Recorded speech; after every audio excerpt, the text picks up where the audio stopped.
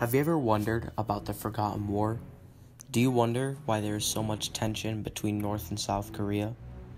The Korean War was started by conflict between North and South Korea. To stop the fighting, the two sides compromised and established a demilitarized zone across the 38th parallel, a line of latitude that roughly cut the Korean peninsula in half. Even though the demilitarized zone prevented a further war, it has led to even more conflict today. In 1910, the Japanese invaded the Korean peninsula. The Japanese occupied Korea for 35 years. However, once World War II ended, the Koreans who had lived in the peninsula were fed up with the Japanese. The Japanese had mistreated and abused them for decades. The Koreans saw their chance once the Japanese were weakened from the fighting of World War II. The Koreans rose up and overthrew the Japanese. The Koreans ended up making two countries in the Korean peninsula because they could not agree on a form of government. The northern part of Korea wanted to have a communist government, so the Soviet Union backed them. The southern part of Korea wanted to have a democratic government, and the US backed them. This country of South Korea established their capital at Seoul. As for North Korea, they based their capital in Pyongyang. After 5 years of independence, North Korea elected Kim Il-sung as their leader. As for South Korea, they elected Syngman Rhee to lead them. These two leaders were destined to not only grow a civilized, strong country, but to control the Korean peninsula. Unfortunately, Kim Il-sung wanted to combine the peninsula by force into a communist nation. Backed by Soviet Union tanks and weapons, North Korea crossed the 38th parallel and invaded South Korea on June 25, 1950, effectively starting the Korean War. North Korea pushed the South Koreans almost all the way to the bottom of the peninsula. Luckily for South Korea, the U.S., led by President Harry S. Truman, with permission and support from the UN, had entered the war. America wanted to get involved because they centered their foreign policy on the containment of communism. They did not want this form of government to spread to other countries. The combined forces of South Korea and the UN were able to push North Korea to the 38th parallel. These two countries fought back and forth for months. With the UN still backing South Korea, eventually the North Koreans were pushed back almost all the way to their border with China. This was when China had entered the war. The Chinese came at night, killing thousands of UN soldiers. They launched a massive counterattack that pushed the UN and South Koreans back. Eventually, the UN and South Korea pushed the Chinese and North Koreans back to around the 38th parallel. Around this time, General MacArthur of the United States had an idea. He wanted to take US bombers and bomb the border of China. The leaders of the US were horrified by this. The leaders knew that this would lead to the Soviet Union backing China. This would undoubtedly start World War III. As a result of this, MacArthur was fired by President Truman. I have therefore considered it essential to relieve General MacArthur so that there would be no doubt or confusion as to the real purpose and aim of our policy. After around a year of fighting, North and South Korea were fed up with the war. China's troops, who were backing North Korea, wanted a ceasefire. They were tired and had improper clothing for the cold conditions in Korea. The U.S. citizens were not very pleased in the beginning about going to war, so they were unhappy about it still going on. Both sides had suffered thousands of deaths and hundreds of thousands of injuries. Eventually, an attempt to make peace was made.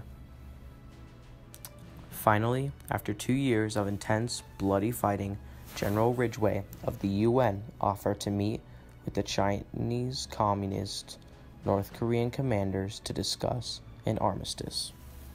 A couple days later, the Communist commanders agreed to meet and discuss terms of an armistice. The peace talks began on July 10, 1951, at the North Korean city Kaesong, which was a couple miles off of the 38th parallel. The peace talks were thought to end the war quickly, but did quite the opposite. While the UN and communist commanders were trying to come to a peace agreement, the fighting continued. However, instead of trying to gain an advantage in the war, the fighting was now focused on giving one side an advantage in the peace talks. Many soldiers from either side lost their lives in this meaningless combat. This time period was referred to as the Talking War by United Nations troops. These small battles continued for 2 years, which by then, the United States government, now led by Dwight D. Eisenhower, said that they would directly engage Communist China in full-scale warfare to get the Communists to come to an agreement. On May 28, 1953, the UN negotiators told them their final peace terms.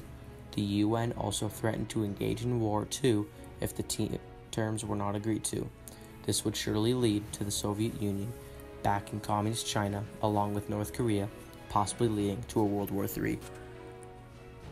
Luckily, 2 months later, an armistice was signed on July 27, 1953, ending all the fighting. The armistice divided North and South Korea along the 38th parallel.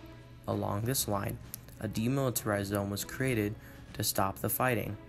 Despite the creation of an armistice, the two nations are still technically at war because a peace treaty was never signed.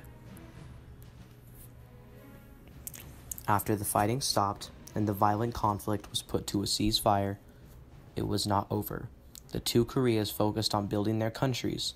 North Korea is now a third world country, struggling to feed their people. South Korea now has one of the strongest economies in the world. Although it has been over 50 years since both sides stopped fighting the conflict, there is still much conflict on both sides to this day.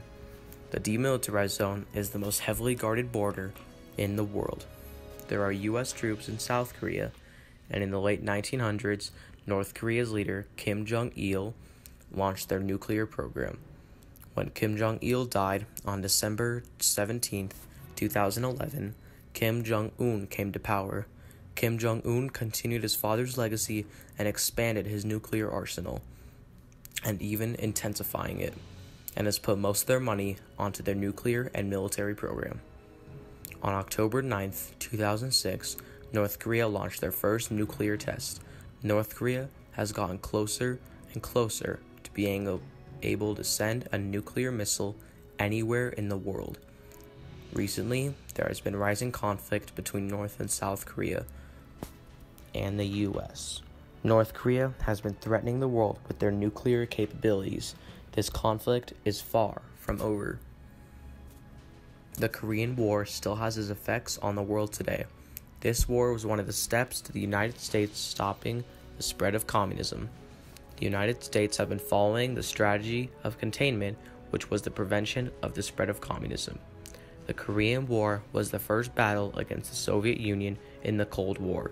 When the fighting stopped, the U.S. failed to liberate North Korea from communism. After the fighting stopped, Korea was left with devastating loss of life, as well as family separation and destruction of land and houses, displacing millions of people as homeless or refugees. The situation was quite different for China.